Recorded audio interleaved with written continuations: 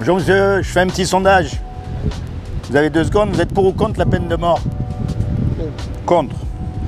Est-ce que vous êtes pour ou contre l'avortement? Ben, vous venez de me dire que vous êtes contre la peine de mort. Vous voyez, Ah, cette question-là, c'est à la femme de décider, vraiment. Hein. ah, vous croyez? Ouais. Pourquoi? Pourtant, il y a un être vivant dans le ventre de la mère. Regardez, on n'a pas de problème à pardonner à des assassins, à des violeurs, à des terroristes.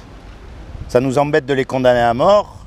Mais un bébé dans le ventre de sa mère, on le tue. Je vais vous expliquer très franchement.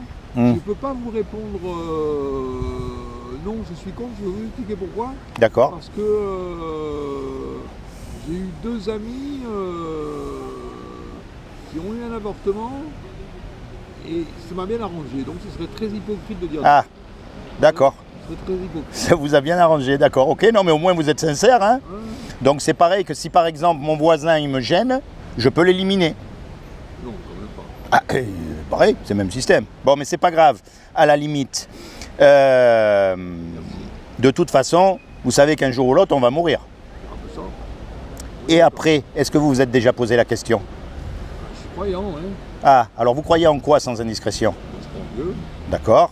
C'est-à-dire? De toute façon, c'est facile de prouver que Dieu existe, donc ça, c'est déjà bien. Vous savez que Dieu a tout créé, en fait. Oui, on est d'accord. Bon, et puisqu'il a tout créé, il a créé aussi les lois qui existent, la loi de la pesanteur, la loi de l'aérodynamique, et il a créé aussi une loi morale qui s'appelle les 10 commandements. Oui, on est d'accord. Vous connaissez les 10 commandements? Oui, quand même, oui. Alors on va voir comment vous allez faire, parce que le jour où on meurt, on va être confronté à cette loi. Et attention, hein, je ne vous juge pas. Hein. Est-ce que vous avez déjà menti? Bien sûr que vous mentez. Et comme moi, hein? Oui. Est-ce que vous avez déjà pris quelque chose qui ne vous appartient pas? Oui. Ça, c'est la question qui tue tous les hommes. Est-ce que vous avez déjà regardé une femme dans la rue pour la convoiter? Oui. Vous savez, Jésus a dit, quiconque regarde une femme dans la rue a déjà commis un adultère avec elle dans son cœur, pour la convoiter. Hein. Donc, le jour où on meurt, on va être confronté à cette loi-là. Et si on est honnête, on sait très bien qu'on l'a tous cassé, la loi. Vous avez cassé la loi, je l'ai cassée. Donc, si Dieu est juste, il va être obligé de nous déclarer coupables. Et le problème, c'est que s'il nous déclare coupables, sa prison à lui, c'est l'enfer pour l'éternité. Et ça, on ne veut pas y aller, on préfère ne pas y croire, ça nous arrange. Oui, d'accord. Vous savez pourquoi elle est merveilleuse, cette loi? Parce qu'elle ferme la bouche à tout le monde, et en particulier aux religieux qui se croient mieux que les autres. On a tous menti, on a tous volé, on a tous fait des choses qui ne sont pas bien. Donc, le jour où on meurt, on est confronté à la loi, et on est condamné à mort, et la mort de Dieu, c'est l'enfer pour l'éternité. Mais Dieu, lui, il ne veut pas qu'on aille en enfer, parce qu'il nous aime. Puisqu'il nous a fait, il nous aime, il veut pas, il veut tout faire pour qu'on évite d'aller en enfer.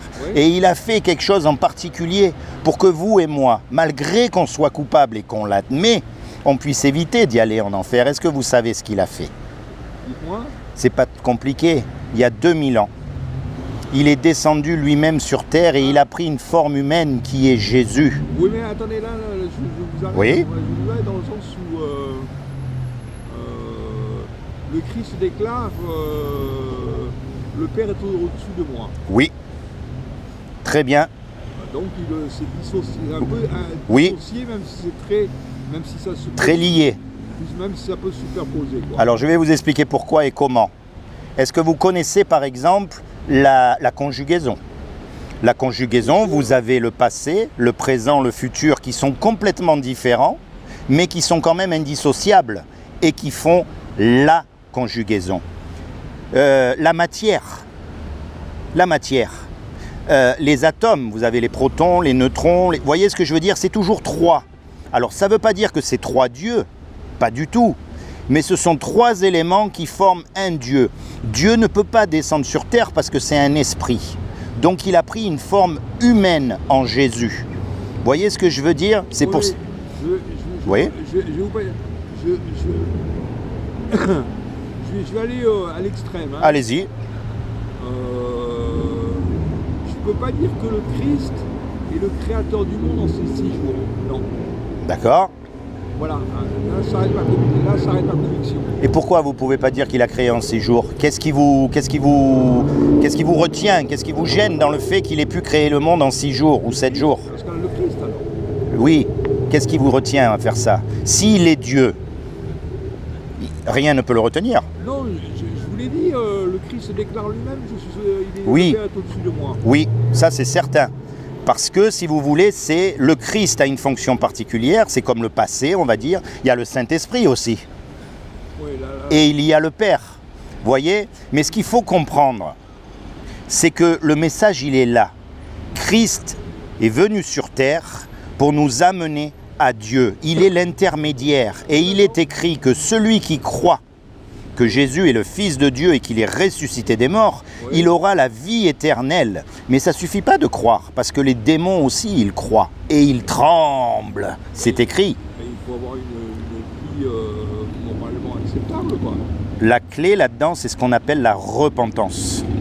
Ouais. C'est-à-dire qu'il faut se tourner vers Dieu. Il faut commencer à lui parler, à communier avec lui, mais avec vos paroles, vos questions, vos doutes, ce que vous avez dans votre cœur. Ça ne va pas être la même chose que moi. Non. Alors bien sûr, il faut qu'on aille quand même dans la même direction. C'est pour ça qu'on encourage à lire la Bible. Vous connaissez la Bible? Oui, quand même. Oui, vous avez l'air, en tout cas, parce que vous avez de bonnes questions. Vous avez une Bible à la maison? J'en ai même 2 ou 3. Moi, je vous encourage à la relire, à vous plonger dans ce livre. Vous savez pourquoi? C'est vrai.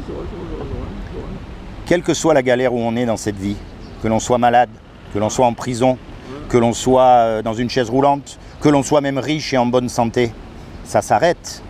Et puis je vais vous dire honnêtement entre nous, parce qu'on a déjà quelques kilomètres en compteur, on sait très bien que cette vie, il n'y a rien qui vaut vraiment le coup. On est d'accord? Ben, vous savez, il n'y a rien qui vaut vraiment le coup. La nature vaut vraiment le coup. Eh oui, ben, la nature est donc celui qui a créé la nature, imaginez l'intelligence. Ouais. Et il nous propose de passer l'éternité avec lui. Et tout ce qu'on a à faire, c'est à se tourner vers lui. C'est gratuit. On doit accepter qu'on est des pécheurs, c'est-à-dire qu'on a manqué le but, qu'on a lamentablement échoué. On doit lui demander pardon. Et à partir de cet instant-là, accepter Jésus dans son cœur comme son sauveur et son Seigneur. C'est comme si vous et moi, on fait un braquage. On se fait serrer.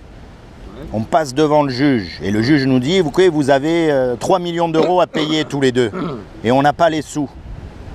Et puis il y a un homme qui arrive, qu'on ne connaît même pas, qui va mettre les sous sur la table pour que vous et moi, on soit libres. C'est ce que Jésus a fait. Une belle image. Voyez, comment vous allez être par rapport à cet homme? Vous allez être reconnaissant. Reconnaissant, absolument. Eh bien, c'est ce que Dieu nous demande. Ouais. C'est pas de devenir des religieux parfaits, soi-disant, et tout ça. Non, mais c'est de se tourner vers lui. Ouais. Et de vraiment le chercher. C'est comment votre prénom? David.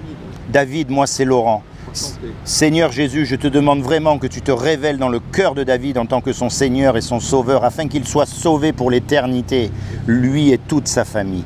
C'est réciproque. Parce qu'on n'en a jamais assez au sujet de Dieu. Vous avez un lecteur de DVD? Non, Ah. pas lecteur de DVD.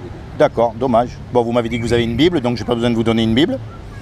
En tout cas, je vous encourage très sincèrement à vous replonger dans ce livre. C'est vrai, vous avez raison. Parce que c'est là qu'il y a toute la solution de l'humanité, de l'homme. Il y a tout dans ce livre. D'ailleurs, ce n'est pas un livre, c'est une bibliothèque. Oui. Il y a des livres historiques, il y a des livres poétiques, il y a les évangiles, il y a des livres prophétiques. Alors il y a des livres que c'est très difficile à lire, il faut reconnaître. Ouais.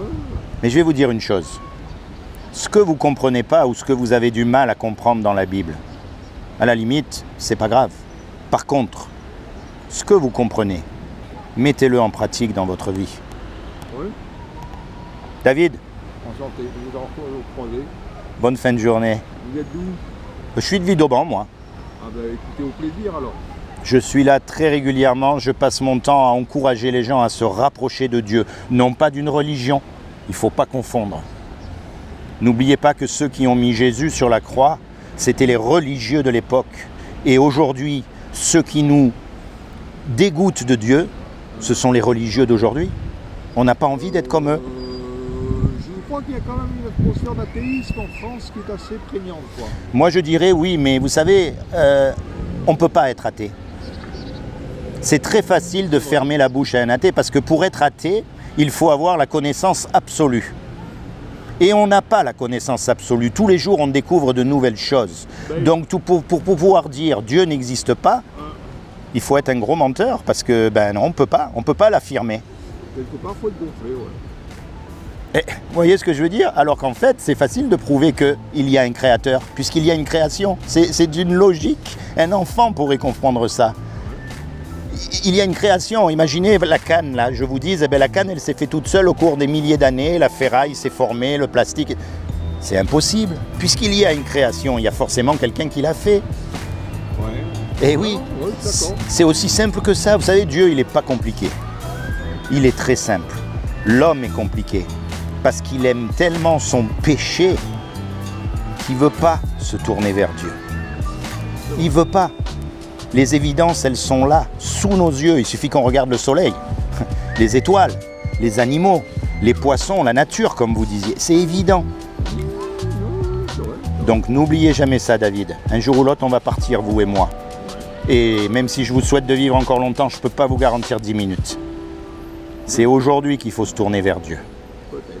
Dans votre coin, quand vous êtes tout seul, invitez Jésus dans votre cœur. Parlez-lui avec vos mots et vous serez sauvés. Allez. Oui, bonne journée.